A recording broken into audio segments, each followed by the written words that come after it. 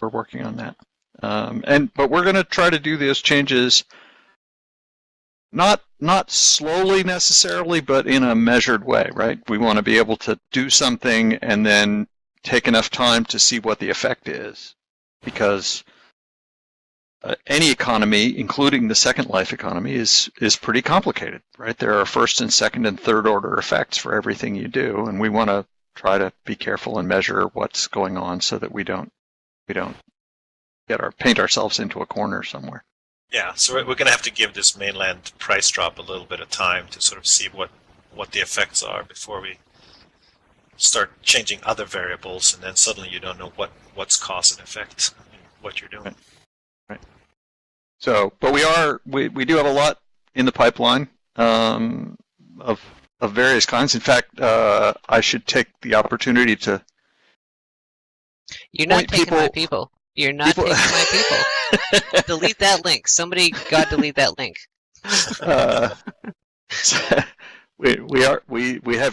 We have 3 Second Life hires posted now. There will be a 4th one up, hopefully early next week.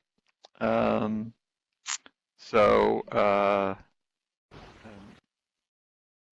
and I hear very much want to be interviewing for those. You might be snagging an open source developer who we had our eyes on as well. I think you may have got to them first. No comment. Yeah, I know you can't comment. And how's Sansar doing? I think so. In full disclosure, we're focused on Second Life, and I don't think most of us here pay attention to Sansar as much. How's it going? It's going. I mean, it's slow going. We're still in what we call creator beta, being mostly focused on, is it possible for people to create good content on the platform? And we're now kind of shifting our priorities to kind of the other side of the equation, like, how easy is it for consumers to come in, the performance, finding content, finding people, having social interaction. So a lot of work kind of on the other side now of the equation. I mean, you kind of need both supply and demand, and we've sort of worked a lot on the supply side, and now we're going to start focusing more on the demand side, and then start acquiring some traffic and measuring sort of conversion rates and retention rates, and working on those kinds of things to get it going. And then a lot of focus on VR, making the VR experience even tighter, from inverse kinematics to what it feels like to grab things and interact with the environment in VR, better VR UI for how to sort of, again, interact with other people and the environment from in VR. So quite a heavy VR focus. And we're not yet really, and coming up with the plans for how to start driving users and the key use cases for what those users will do to come up and stick around. So we're just actually, over the next several months here, going to kind of go into growth or getting growth, which we have not done to date. To date, it's all been about just working with creators and, what kind of content can they create, and give them the tools and APIs, etc., to be able to create good stuff. So it's a massive project, and it's coming along. For me, it's exciting to finally having it at a place where it's sort of the organization around it, the team around it are sort of in a good place, so that I can actually spend more time in Second Life and sort of show up here more often in various. It's nice to have you here.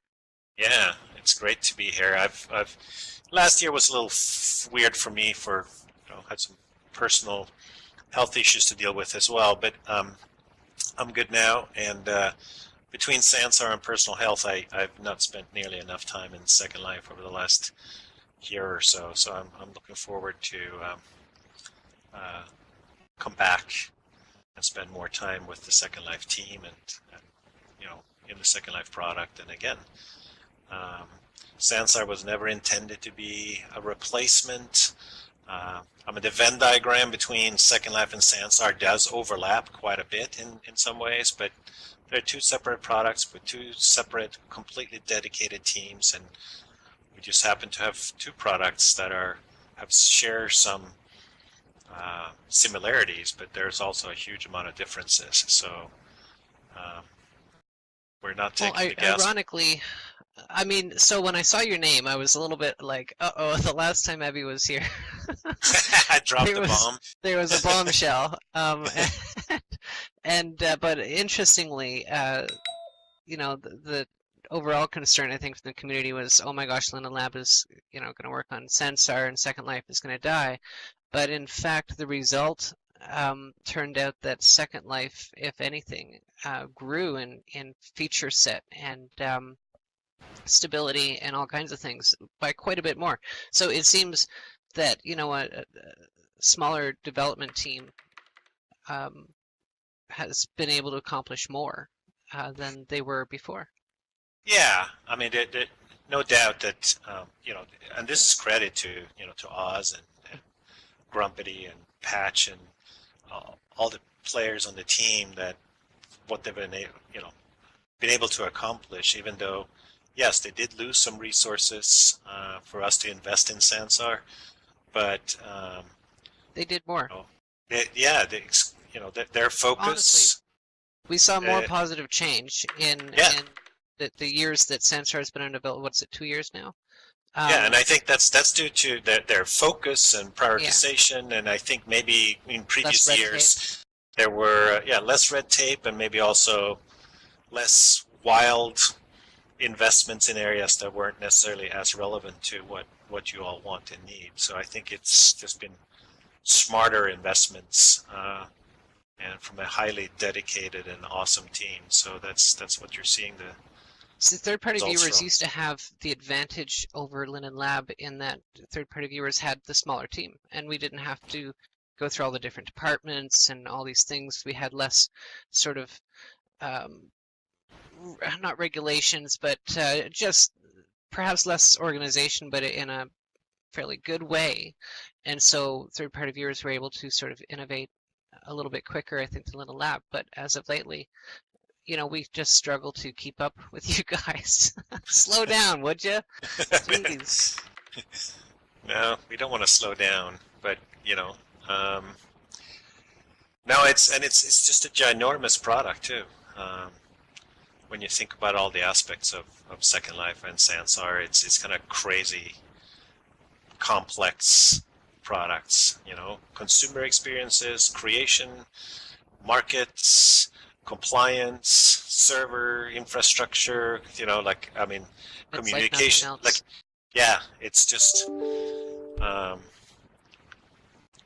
And now we're in the process of picking up that entire incredibly large and complicated infrastructure and moving it into an entirely new framework. Yeah, how's that going, by the way? It's going, actually. Is it?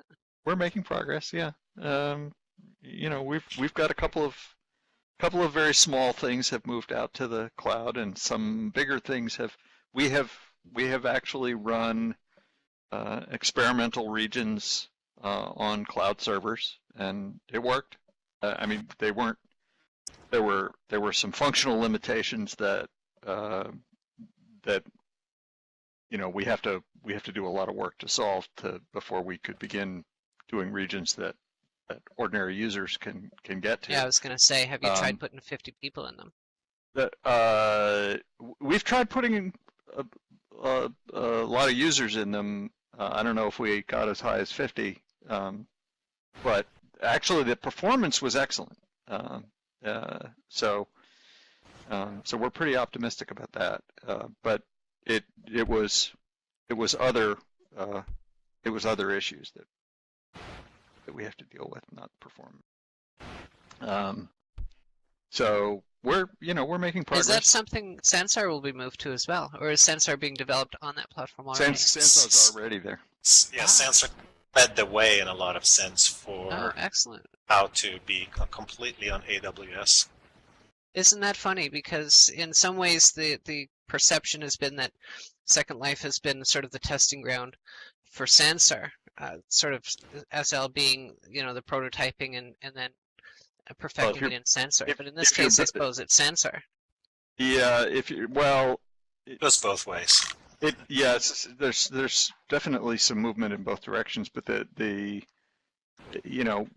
lot of what cloud services in general have put in place is management of dynamic resources, that are somewhere out there. A good deal. We had to invent a lot of that stuff. I mean, we have a lot of the same capabilities in Second Life. I mean, we have a whole infrastructure for bringing up a new set of inventory servers, or a new set of login servers, or a new set of regions, and how to rev the versions of them. And we have all that stuff that was invented in-house to scale to Second Life size and reliability. And now what we're having to do is why didn't you make AWS a product then? That seems to be quite successful. Yeah. Well, there's interesting backstory on that, but we won't go into it. Yeah. But now what we're having to do is sort of take what we did and figure out how to adapt it to slightly different ways of solving the same problems. So, but it's we hope to be able to distribute things in ways that will be much better for people that are far away from our current data center. I'm assuming it would be more cost effective for you guys as well. We certainly hope it works out that way. Yeah, I mean, if you look at the trend lines of having your own versus running on theirs. I mean, theirs are not cheap, though. I mean, No. AWS is not cheap. But it Neither is gets having your own. cheaper. Like they lower prices, like I don't know how many times per year too. And it's good that Amazon, Microsoft, and Google are getting in this game too. And it's it's hyper Brings competitive. competition. Yeah. So ultimately, it's just doesn't make sense for us to be competing in that space, but just take advantage of all the stuff they do and spend our energies elsewhere. And I mean, with Sensor, we also have the ability to spin out and shut down on the fly, so we don't need to sit on non-visited what we call scenes or regions, if you will, in Sansar. So that reduces the cost a lot too, which means that there's never any reason for us to ever get rid of any content, because it's basically just storage if it's not being utilized. Right. And whether we explore that for Second Life, we'll have to see once we just get the whole thing over to that cloud in the first place. But yeah, geographic distribution could be advantages. Spin up, spin down could be advantages. The ability to have different classes of server performance in the pricing model somehow. It could be a lot of interesting opportunities once we get over there we can consider. Yep. And that's going to consume a fair amount of our engineering attention, but we've got more than a few we have treats. EAP is on the way, coming. right? Yeah. Environment enhancements. Yep. What would have you guys thought about yet what the switchover may look like when you do that? I mean, I seem to remember the days when every Wednesday the grid was actually turned off for an hour while you guys updated everything. It will certainly be our objective not to have to tear the grid down to move it. Memories of giant gorillas with giant gorillas with hammers. I do remember those days. Yep. We've been trying to resurrect that graphic, actually. I mean, some of it will barely be noticeable as various services sort of transition from our own facility to in the cloud piece by piece over time. So it's not going to be some sort of all or nothing crazy flip overnight. Right. We already have a couple of minor things that are on cloud servers. Nothing that's directly user facing. We're sort of doing things from the back to some extent. You're back looking to front, roadmap right? wise, maybe another year before anything like that comes to fruition. I am very carefully not gonna make any predictions about dates. But it will I gotta definitely try. take. Come on, Jess. He won't give you viewer release dates. I gotta try. maybe Ebbe might slip. You never know. It's something that we're pursuing as aggressively as we can. I mean, I'm not even sure that we have a sufficiently comprehensive view of all the problems we have. You know, some of them will only become apparent as we actually put things into production. I mean, shoot, that happens even today with very ordinary things that we put some new change into production, and as much as we try hard to QA things and simulate things, there is just no way at all to even come close to simulating either the volume of load that you Agni, or more importantly, the variety of behaviors and content differences that you see on Agni. I mean, Until you put it in the hands of the residents, you can't really know. So, you know, we'll do it the way we do any important change, right? We part of making any given change is that we have to have a plan for how we're going to put the change into production and how we're going to get the change back out of production if it turns out that it causes a problem. And we have to do that regularly. You know, it's not unusual to. It's not common, fortunately, but it's not rare to have something that a problem doesn't become apparent until we put it into production and then we take it back, right?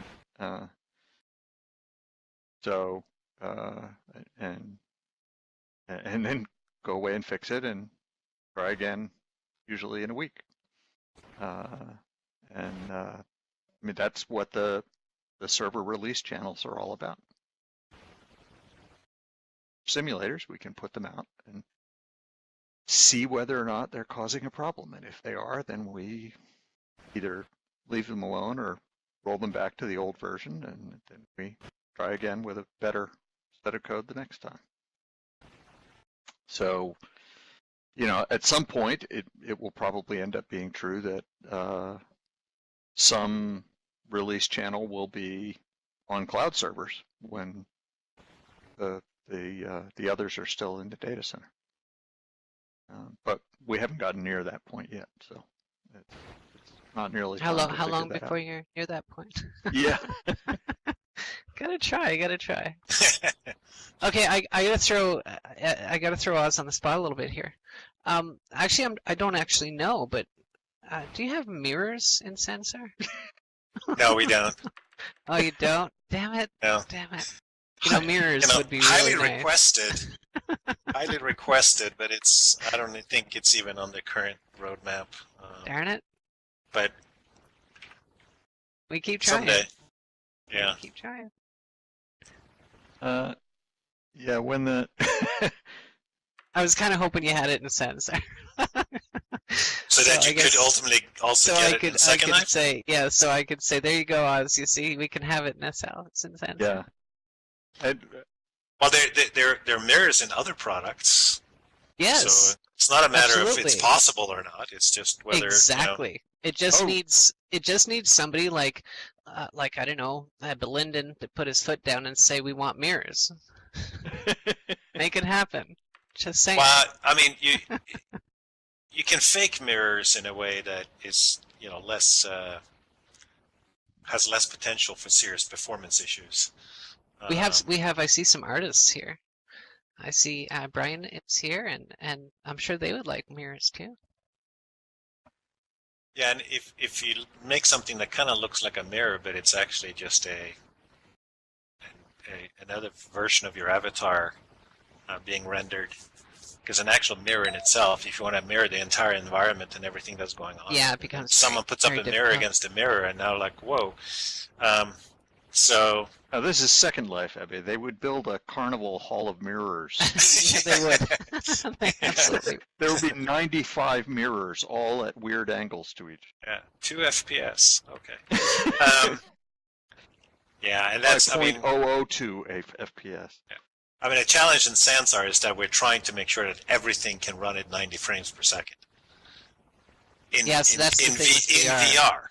VR. Is that how come you guys sort of shelved the VR project with Second Life, because you just couldn't get the frame per sec to stay Yeah. up there? Yeah, Basically, that's what I That's thought. yeah, basically, yeah. That having a you don't have to pay twice the price to do stereoscopic, but it's definitely an additional cost to do stereoscopic, and then to have that, at 90 frames per second at all times, like, but and Second Life has a lot of advantages in how it was created because it's not trying to hit that limit. And that's part of so from that then falls out all kinds of design decisions. Like in Sansar, you have a distinct edit mode and then a published or baked runtime mode, Right. and that is to try and sort of having, like we have in Second Life, which is awesome to have sort of authoring and runtime all in one. That comes with sort of performance constraints then on how fast you can go. So yeah, Sansar is definitely, a lot of the design decisions are sort of derived from hitting those frame rates. And I'm assuming you actually cache everything ahead of time with Sansar, which you can't really do, because with Sansar you already know what the observer is going to come across, whereas in Second Life that's completely unpredictable because it's content generated, creator generated. In real time, yeah, exactly. Yeah. So, there's obviously dynamic content in Sansar as well, and you can, spawn, you can res things and have all kinds of dynamic stuff going around. But, baking the environment in general, and whether it's, basically baking. To super optimize a bit for runtime and not have expectations of being able to sort of modify large aspect of the environment at the runtime is and it was yesterday. I was at the VW VP, the educational conference, and spoke there, and it was so awesome that, hey, sit in this chair. No, our chairs are too far apart, and just all right, let's just change the environment to make a better layout, like right here and there, and we don't have to like republish this whole experience or Right. anything. It's like, that's so awesome. But and that's VR just sort of forces you to just think differently about things. So, which is a large part of why the products are turning out to be rather different, really. And There Cyril, are since- bits of the Sansar technology that we're looking at bringing back and taking render advantage pipeline of. stuff. Some of it, yeah. It's a couple of the new effects that will be coming out with the environment enhancements projects. Take advantage of that kind of pre-baking technology to pre-compute a bunch of the effects. That Yeah, you'll be able to Graham get. got to practice in Sansar for quite a while before. And I heard he's Hopped back over to to- SL now. Yeah, he's we- back to SL full time. We stole them, Awesome. Good score. and he keeps hitting me with very cool looking project proposals. When are you So, getting Monty back? haven't quite pulled that one off yet. Monty is knee deep in Sansar, so I don't. Yeah, I It's think that Dig him out, dig him out. Sansar management might put out a contract on me if I. he We has leadership responsibilities over on the back end side of Sansar. So Ah, But actually, Sorry. he is among the most helpful of the Sansar devs. He quite That's regularly comes that's back and consults on issues that that's we have why that we he's want him back expert on. here, because he's very. And also, he had started on the please fix cache. Oh well, we're He had working started on working on cache. Have you got someone doing that? we've got a very active project on Oh. trying to fix texture caching. Oh, And nice. then we'll move on from there to other kinds of caching. But we've been doing a whole series of experiments, and some of them have produced surprisingly bad results. And some of them have produced. Nothing surprises me with cache. Come on. It's but we're going to attempt to radically simplify the design and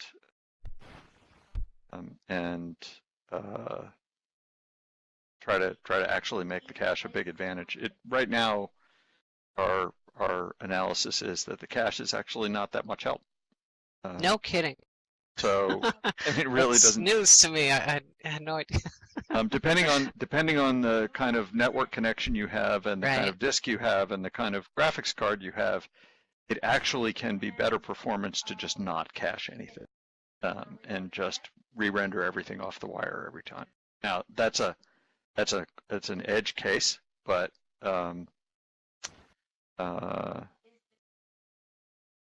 it sounds like there are opportunities there. Yeah, there are definitely opportunities there, and we do have an active project on that. In fact, I was just reviewing the next iteration of the project proposal,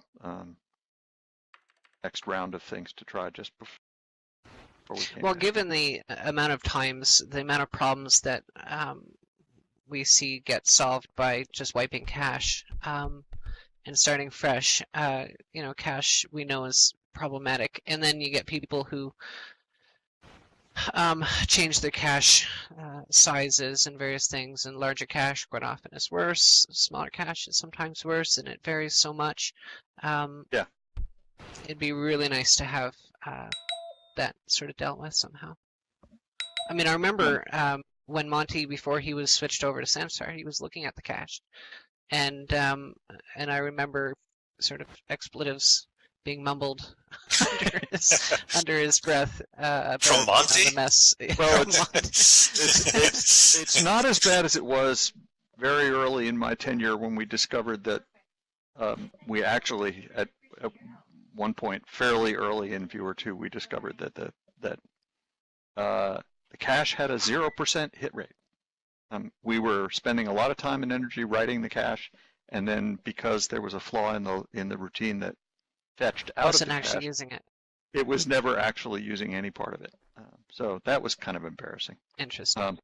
But we're not that bad anymore. But we're still we're going to definitely do a couple more rounds of.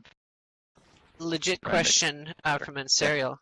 Can we have an OpenGL core profile compatibility project, please? It's on the project list. I don't know when we'll get to it. It is on the project list.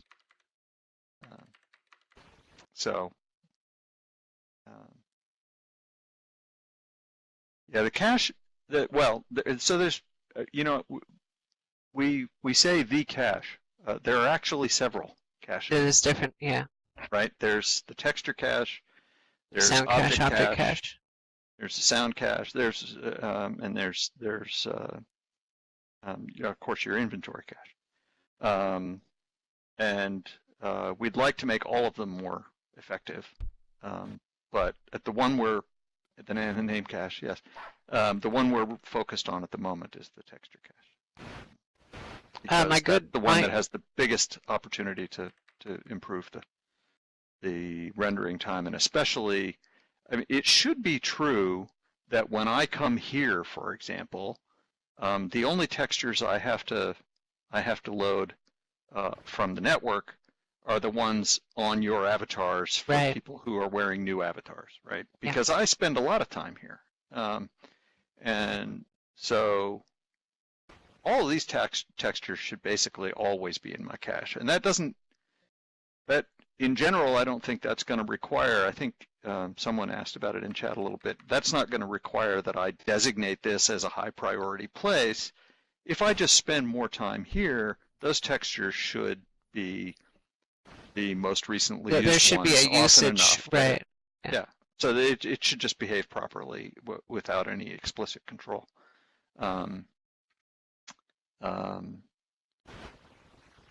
Yeah, yeah. Right now, it doesn't. It turns out that in the current cache design, we spend more time waiting for mutex locks than anything else.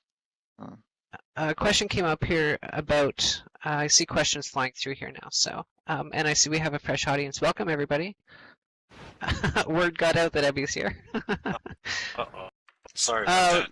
Linux. No, it's quite all right. Any news on Linux? Linux, please say there's news on Linux. There's Apparently I'm no particular. Apparently, there's no particular. That's fine. I'm happy to have you do that. There is no particular news on Linux, other than we do intend to try to ramp up. Are any of those hires Debian. Linux hires? We don't have any Linux viewer hires. No. The number of Linux users is so small. I know, but they're so loud. Yeah, I know, but that's normal. That's the extreme minorities that sort of scream louder than the majorities. But it's just anything we can do to make it better for Windows and Mac people would be way more beneficial than spending energy on Linux for us. Linux users, the Windows viewer works just fine under Wine. Oh, is that right? There's no reason to say that you can't get into Second Life just because we don't have a Linux build. The Windows viewer works fine under Wine. So there is a workaround. I just see. Which does not mean we won't try to support the community in maintaining a Linux viewer, but I have to emphasize what we will be able to do is support the community in doing it. We won't actually be doing that much work on it. So the trouble is, we're all finding. I think we're all having trouble finding Linux developers. And I know that you guys want, contributions from third-party viewers in regards to Linux, but we're also having that same problem. Yeah, well, that's people who use Linux and are not willing to contribute to it are missing the point. I was a Linux desktop user for many years, and might be again someday, but it's not an off-the-shelf product. It just isn't. And if you're not willing to spend time and effort, the part of why it's cheap is that you pay for it in time and effort, not in dollars. Right? That's the nature of the beast. That's what it's supposed to be. I'm not disagreeing with you. I'm just, I got all these emails from Linux people. Yeah. Our own operations folks, who are, of course, all Linux gurus of the first order, right? Believe me, I hear from them when I tell them there's not a Linux viewer, and some of them are clamoring to contribute. So, but we'll see. Ebbe, there's a question from Ansariel for Ebbe there in text. Ancient OpenGL. I'm talking FPS with some people there. Hold on.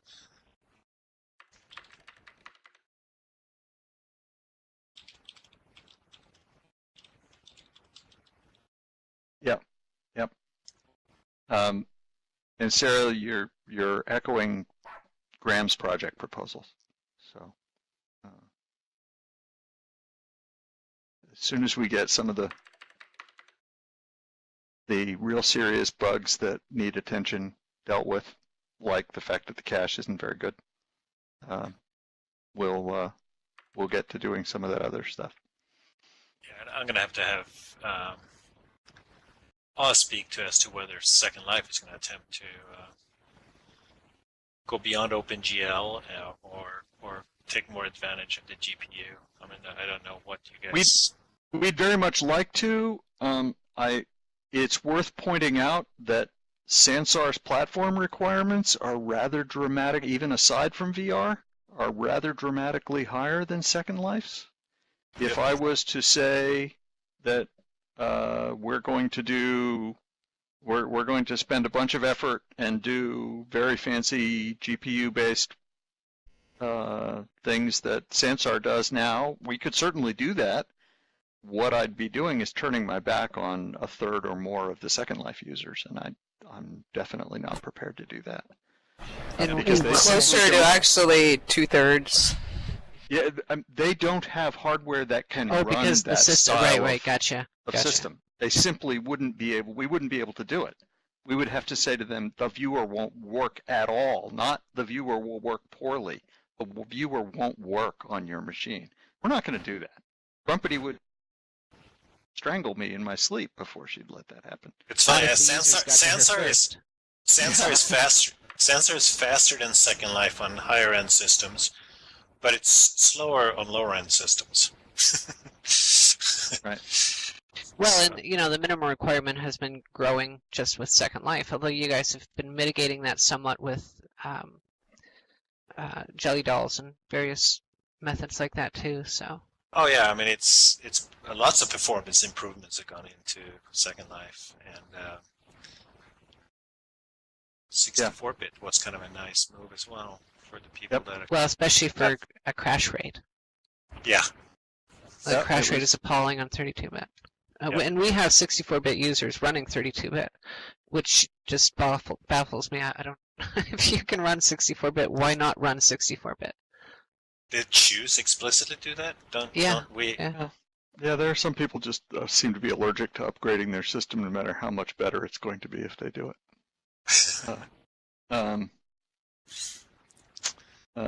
Yeah, I mean it's puzzling, but so we're trying to maintain backwards compatibility to a degree that is not the ambition on anything I've ever worked on, but that has a cost in terms of how much we can push the envelope towards the high end. Yeah. Now, backwards compatibility is also, something Sansar is trying to solve for on a go-forward basis. I mean, it's kind of a unique. Well, and that's one of the things that we tend to advocate as well when you guys are coming out with new stuff is just like we're doing right now about Linux. Like, please don't get rid of Linux. We still have enough users out. Yeah, but sometimes you have to decide on things to not do. Yeah.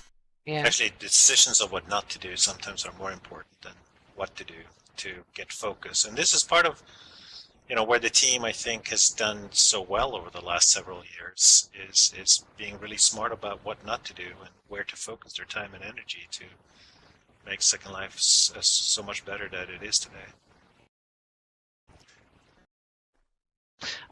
Patch isn't here, but since Ebbe is here, how's the gateway programs working? How's that working out well? I haven't talked to Patch in a while. I need to reach out to him. Yeah, we haven't put a ton of muscle behind it. There's definitely some gateways out there. It's something we're offering, and I'm actually asking questions around why are we not being more, trying to get more gateways out there in the world. Well, I mean, we're running one, and there's a few others that we're working with as well that are established now, and so there's a working model. It could be promoted better, I think, now.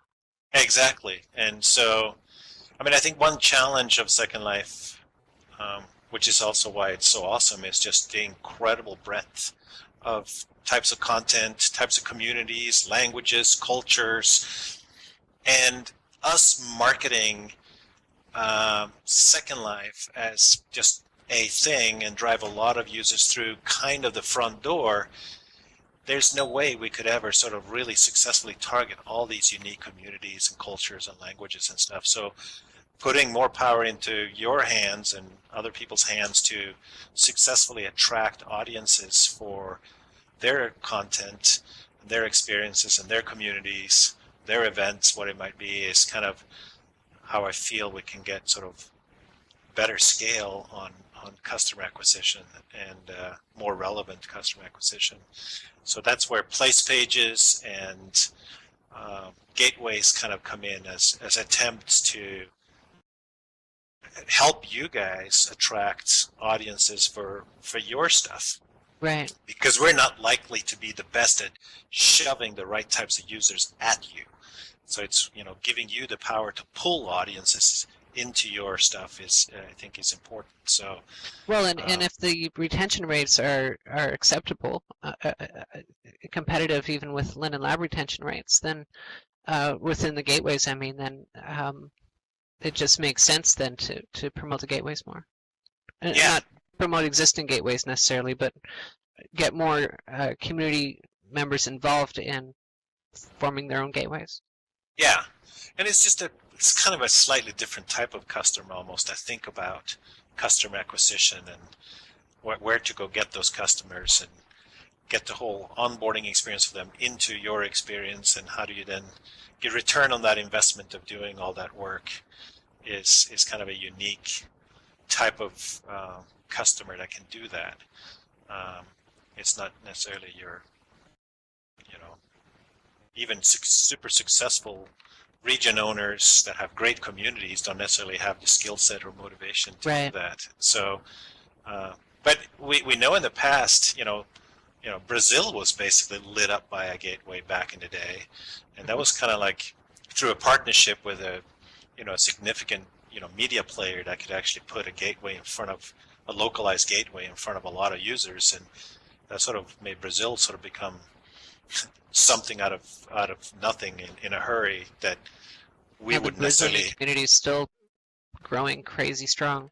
Yeah. So where can we find the right partners and the right, is it countries? Is it topics? Is it verticals? Is it where can we find partners to, successfully acquire users, and how can they get return on that investment is, I think, where the crux is. So, but it works, as you know. How's it working for you? It's going very well. Our biggest challenges have been retaining helpers, volunteers. At least in our gateway model, we like to have people present to welcome new residents into Second Life and provide them a hand. And also we have a wide variety of experiencers, or as you would call scenes, from Sansar, for example. We try to have a wide variety of interests covered within our gateway regions. And I think that somewhat applies to the other gateways as well. Yeah. So human resources is a problem, obviously. Burnout is a factor. Governance is somewhat of a factor, although we're getting that under control now.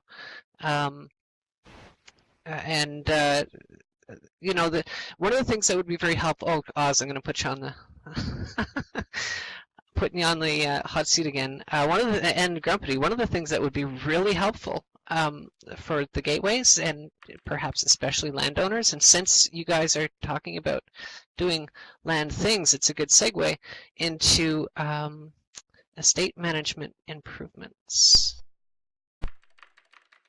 Ebbe may not be familiar with this, but it has been a topic here. Grumpy, you want to field that one? Oh, Ed's going to actually have something to say about that too. Oh, Ed definitely has something to say about it. No, actually, I had something to say about the gateways in general. Yes. Would Linden Lab consider going back to in some manner, similar to the way they did the gateways in the past? When people signed up, they got a choice of various gateways to join on, and that way you could tend to spread it around so that their interests are more covered. So we're in the process right now of working with some of the other gateways to create a portal system similar to your portal park, with what you guys have with Linden Realms. And the idea behind that is because some gateways have a stronger focus towards different interests. And I think what Ed is suggesting is you guys may be able to contribute towards that better. In which way? Well, back when I started, there were community gateways. I started on one called Avatar Island. And it was a choice on the Second Life website, where I had a choice of what gateway, what starting point I wanted to have in Second Life. Oh, I see. For us to Yeah. have some sort of aggregate entry point for many Exactly. gateways. So then Yeah. for somebody who's interested in airplanes, for example, find them a gateway that's near to an airport or that has airport. Yeah, and I think this is a great conversation to have with Brett in marketing as we think about, and this is with or without gateways, how do we do more segmented customer acquisition rather than just like, hey, come to a virtual world, boom, go through the front door. How do we start to talk more vertically specific from the ad to the landing page to the registration flow all the way into the landing area, welcoming area, or whatever region you get dropped off in? How do you make that whole funnel be about, I see a vampire ad, I click on a landing page that's, vampires, I go through registration flow, I choose an avatar that's a vampire, I get dropped off in vampire land.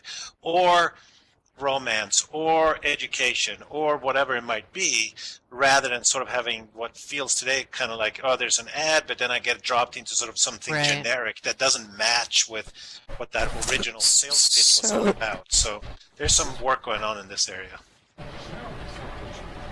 So we're doing a lot of work right now with how we're bringing in new users and what we're doing with the new user flow. There's some work that still needs to happen before we can start doing experiments, but we're very close. I feel like there's, it's getting very close. And once we start experimenting, we have several things in mind, and this is definitely something we can put This is one of those things. on 'Cause the we try to timeline play- as well. We try to play Yeah. psychic/psychologist when new residents join, and we try to sort of get a read on what might interest that resident. The second most common question I think that new residents have is, how do I play this game, or what can I do here? The most common one, of course, is one I don't need to repeat, but so we try to figure out what their interest is. But if they come in, if you onboard them into an experience that's already sort of geared towards them, that would be, I think, quite a bit more effective for retention. Yeah, absolutely. And there's Internally, we refer to this whole concept as get them to the good stuff. Right. Of course, is figuring out what it is they What think is the what good it stuff is? Yeah. right. So one of the first experiments that we're doing with this is a themed learning island. So that this is more of a controlled environment for us. It's going to be coming pretty soon. And it will just be, a themed ad that the user clicks on. They come into a themed landing page on the website. They go through join, and they land in a learning island that follows that theme. And of course, internally, whenever we need to use an example, we use vampires, just because it's such a powerfully simple example, and it's distinct to give, but I don't believe vampires will actually be the thing we're experimenting with. I cannot speak to the presence of a parrot or a torch or any other specific object, but marketing and land ops are working together. LDPW are working together to come up with a meaningful themed process. And That would we're be going to do fantastic. some testing to see how that performs relative to, our default process. And I gotta say, testing things in Second Life sometimes proves counterintuitive. There have been things where we were like, of course this is gonna work better than the default, and then we look at the numbers and everybody's scratching their heads. Of course it will. Of course putting greeters on Learning Island is going to do better than not having greeters on Learning Island, except no.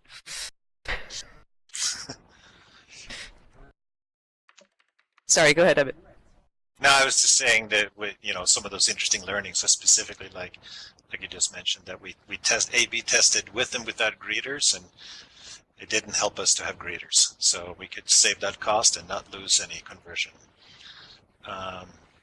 Another fascinating one was when we tried, server rendered so that you could walk into Second Life for like an hour in the browser, And so you could basically have an onboarding flow that requires no download I and remember, install of a yeah. client.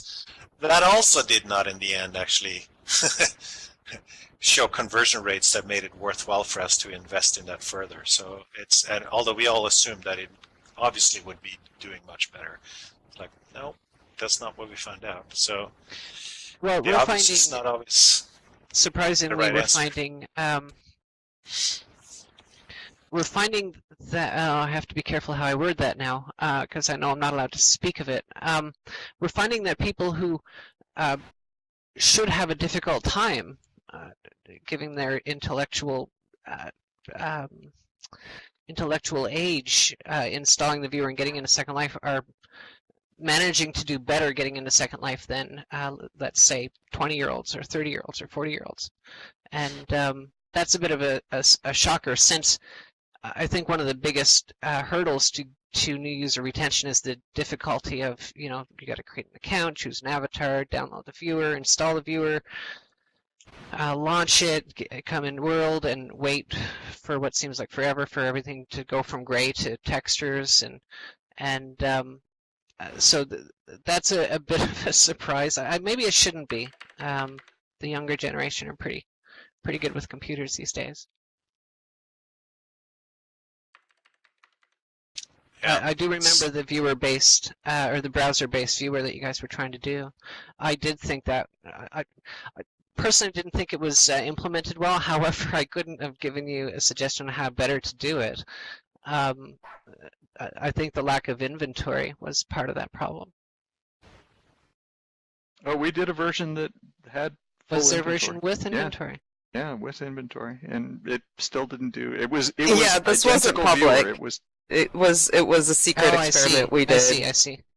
We took 10% of our new users and put them directly into a web browser, and it was exactly the same browser. There really wasn't any. The only difference was that you couldn't save things to your local disk. That was, but new users don't usually get to doing that for quite a while anyway. No. So, and it had no better retention than making them download a viewer and run it that way. It was no different at all, which was surprising. And so we're depressing. Depressing. Yeah, we've actually got over the last year and some, we've built a fairly sophisticated tracking system for keeping track of how did we get any given user and how long did they stick around and what did they end up doing, so that we can try to learn from that process. So we can measure fairly well how any given experiment goes. And we can also feed some really useful data back to the advertising networks as far as what did what, so that they can optimize their algorithms and all that stuff. So it's getting to be fairly sophisticated.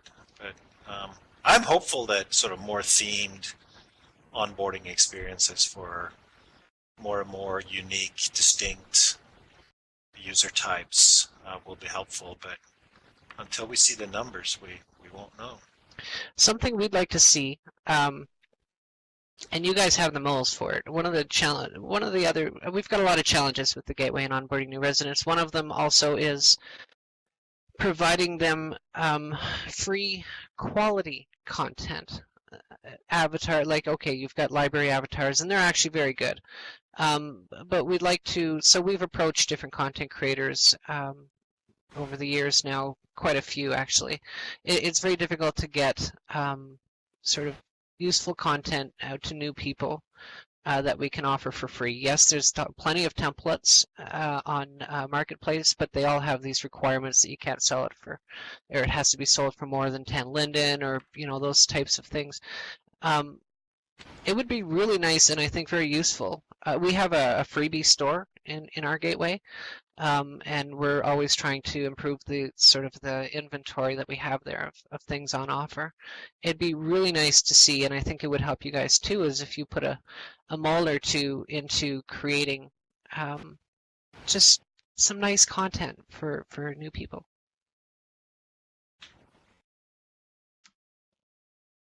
Which again is probably specific to the particular type of user going to a particular And their interest, yeah. type of use Granted. use case or interest. Yeah.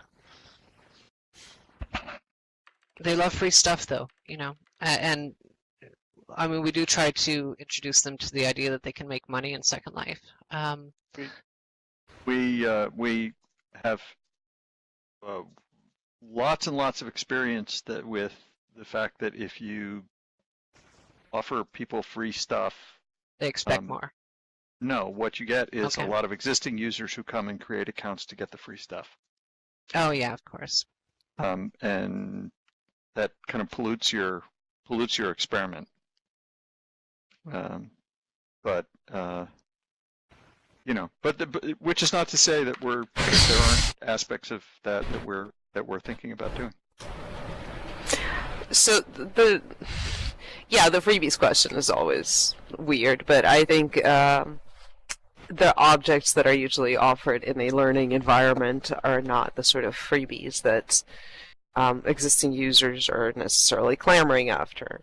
Now, if we were to offer free money, that would be a whole different story, which is why we don't. However, I think just if you're finding that you're having difficulty figuring out what sort of things to put in the store, we should totally talk. I have some insight. Have you? Okay, well, it's not just figuring which items, but it's finding content creators willing to donate said items. True, so we should talk as well about whether Okay, there's we'll have a some talk. mole-made content that we could help out with. Ah, I see. Okay, cool.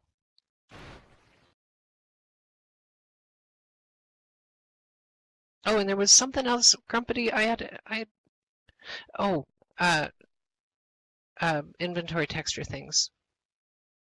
Never got that back from you. Whole other thing. I'll send you another email. Oh, yeah, I'm sorry. I'll follow up on that. Okay, somebody here has a question, getting back to code stuff. Tyrell, do you want to try pitching that now? This applies for Oz and Grumpy. There was a particle question that went by, or Yes, that was question the one. about whether or not we could do a particle question. That's the one. Throw it out there. What the heck? This drifted away from being a developer meeting. We're drifting back towards the original purpose.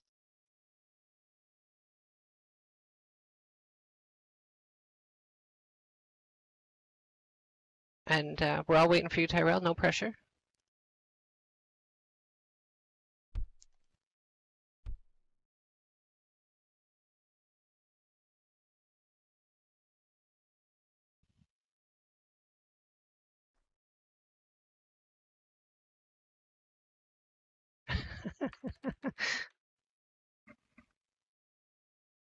Oh, there we go. I'm gonna have to make my text window bigger. Yeah, me too. 3 new data points.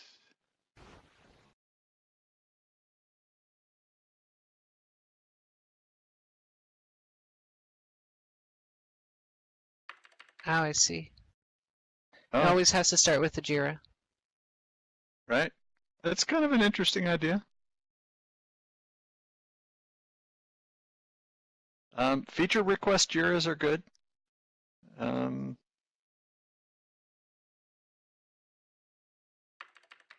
Tyrell, I'd say make the Jira and then come back the next third-party review meeting and brief us about it. Yeah, or stop by my open development meeting. One suggestion, if it's a whole lot easier for us to think about these things if you've got a fantastic collection of ideas for how we could make particle systems better. A collection of JIRAs that each just have one of the ideas in them is a whole lot easier for us to deal with than one gigantic JIRA that has 6 different things in it. Having them be related is fine, and you can even, type the identifiers for the other related issues into the resulting feature request. That's actively encouraged, but it's a whole lot easier. We quite often get these feature request JIRAs that are, small encyclopedias with basically everything we ought to do to make Second Life better, and they often have good ideas in them, but what we end up doing is tearing them to pieces and breaking out the parts that we want to do, because the more you put in, more somewhat related things you put into one thing, the harder it is to say we're going to do this.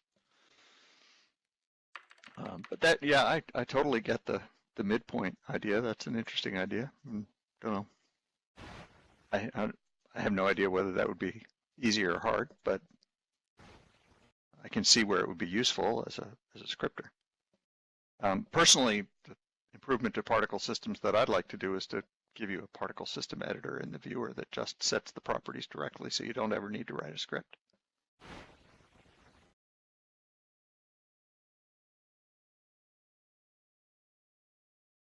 I didn't say I was going to do it, just that I think it was.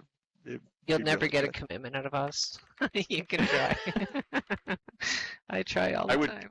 I would take a contribution that specified the cap we needed to create, or the message change we needed to create.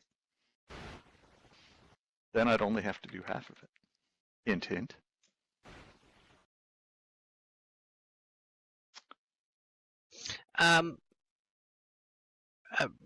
Brian O, actually, I was reading up while you were responding, and Brian O had a good point. The abandoned land in mainland could perhaps be used to house the various works over the years to add content. I believe she's referring to artworks that have been done over the years, Leah, as a good example of that. Actually, not a bad idea, isn't it? I mean, if you're trying to sell mainland, oh, good.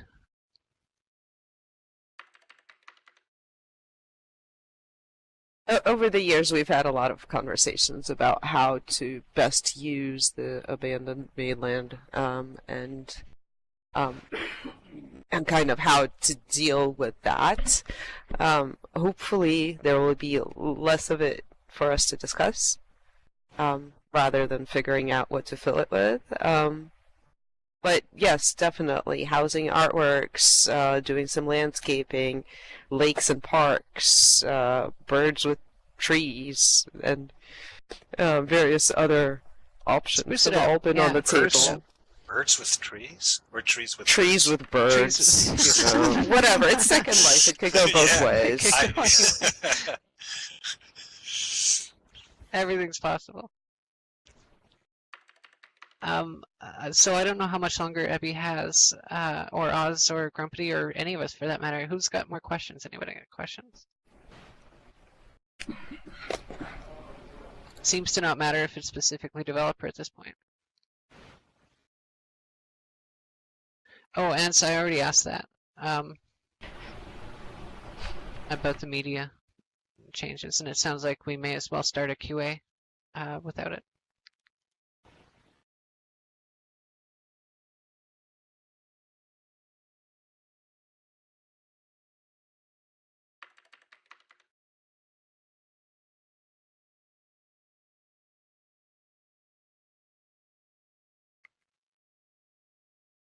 There's I understand there's a lot of fruit islands of second North. I'm not familiar with that.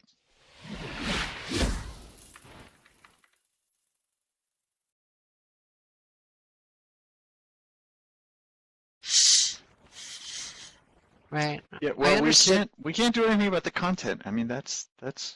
I understood though. I was informed by, I can't remember who it was. I think it was Worley. That there's a lot of sort of squatters on mainland who go in arrears with their tier, and but nothing actually happens to their content, so it just sits there and gets ugly and old. Well, so there, I don't know if that still happens, but you know, that right. would be a source of a lot of the ugliness. There's a variety of things. We try to be really conservative about about user content, right? We try not to Right, of damage course. user content by what we're doing. I mean, we've had a discussion thread going about making changes to how we handle people who are in arrears of one kind or another on their payments, and some of the suggestions were trash all their stuff, and people, boy, the people that got shot down really fast. No, we don't do that, right? So it's a complicated question. Oh, Kitty's got a good question. I like that question. Search is getting love. We are working on a new search infrastructure that we hope will be. If only we were able to hire more developers into those open recs, things would go a little bit faster. See the careers page. That's definitely. You go ahead and paste that again, Oz. We got more audience here now. Maybe less likely that you'll take one of my people.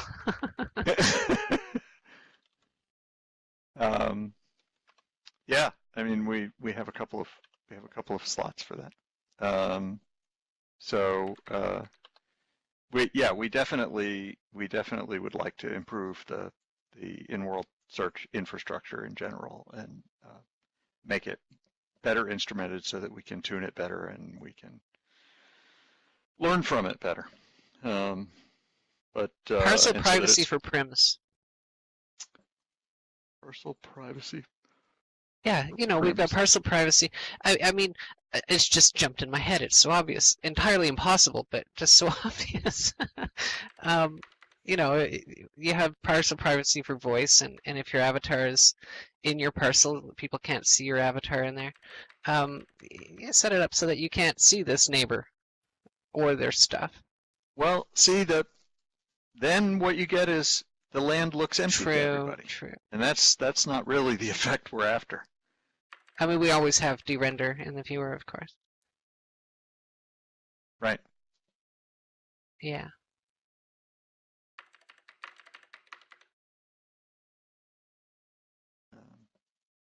So. And Ents is asking again. Okay, Oz, just repeat the whole media thing. Yeah, we've got if you could, please. We've got a bug that we're trying to solve in the media update viewer where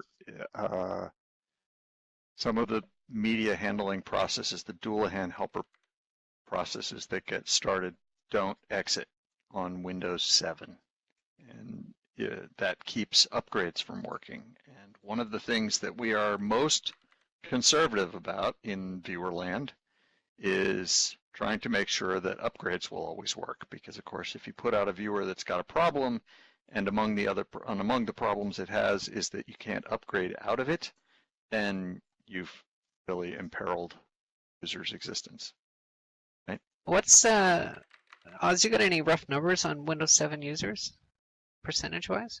I have them for our viewer. It was something like 30% of Windows users. Well, that's not insignificant. Yeah. I mean, It's unfortunately not at all insignificant. And Steam publishes their stats on Steam. It's even bigger than that. Really? Huh. On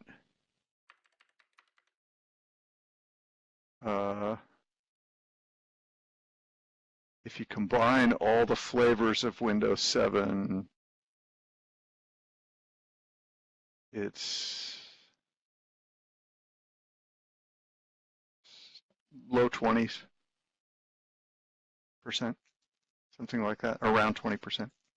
That's still quite a bit. There's when a bunch you think of of the volume flavors. of Windows users in general. Right.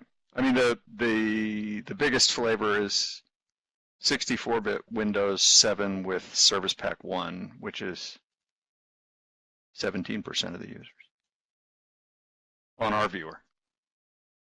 That's Well, just using it would be similar. That's just using them. It's probably similar. Yeah.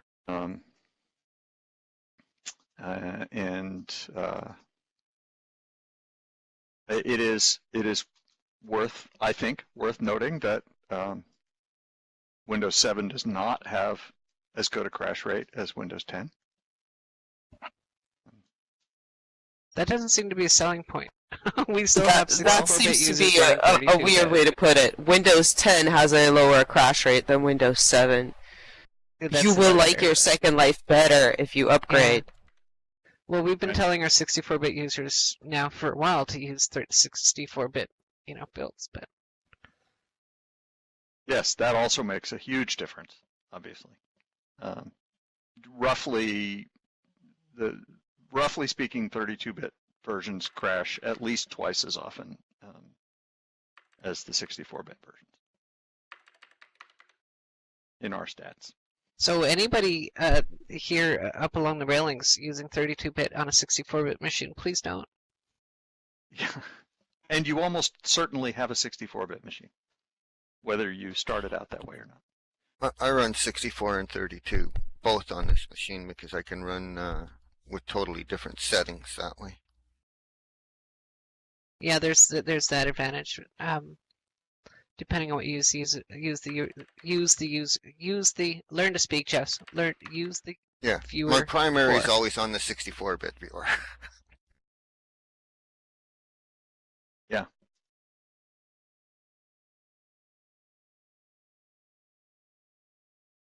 Lassie, you're not really.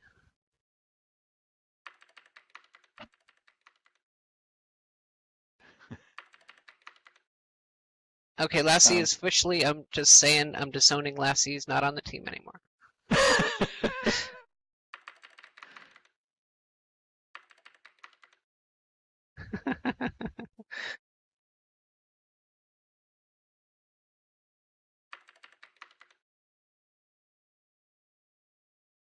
Yeah, well, we have a ridiculously wide range of capabilities in the machines that people are running on.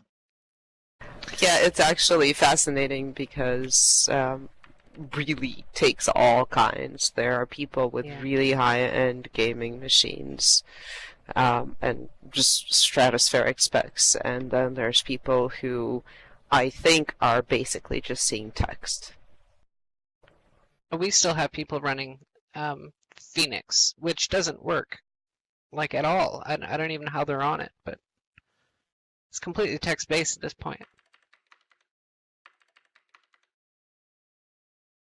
Speaking of deprecating old viewers, any new ETA on flipping the switch for assets inventory? Just sometime this summer. Because is when the we target did our last release, switching off the UDP transport on the simulator side. I haven't set a firm target. We basically won't do that until we've built the change.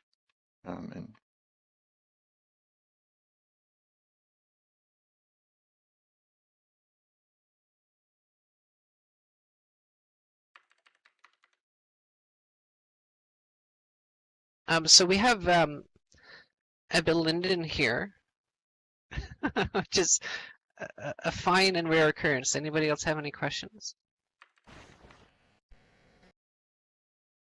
2 minutes. 2 minutes. You got 2 minutes. Snap, snap. Get him out. Yes, gotta get food. Oh, There's the inevitable Linden Bear Bear. question. Okay. Maybe someday. Wait, you actually do have a bear, don't you? No, actually, don't have a bear. I've had bears made for me. But you've not made a bear.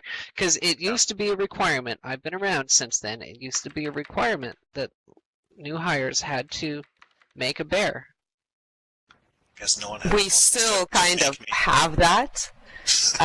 It's no longer a requirement, it's a strong Oh, that's silly. suggestion. It There's needs a to be boot camp and a bear making nice. class. Yeah, we actually have a class on how to make For a bear real? that Linden can sign up for. Yeah. It's a pretty good class, too. But I also gotta break it to you, there are some Lindens who are just incapable of Yeah, making things, building. and Well, there I've seen have some been pretty bad bears bears. made for them. So you've seen some pretty Well, good I seem to bears remember that how- were... But also, you've redone your bear since, haven't you? No, I still have my first bear. Still have that bear? Yeah. Yeah. My next one will be an all mesh bear, but I haven't gotten good enough at doing that.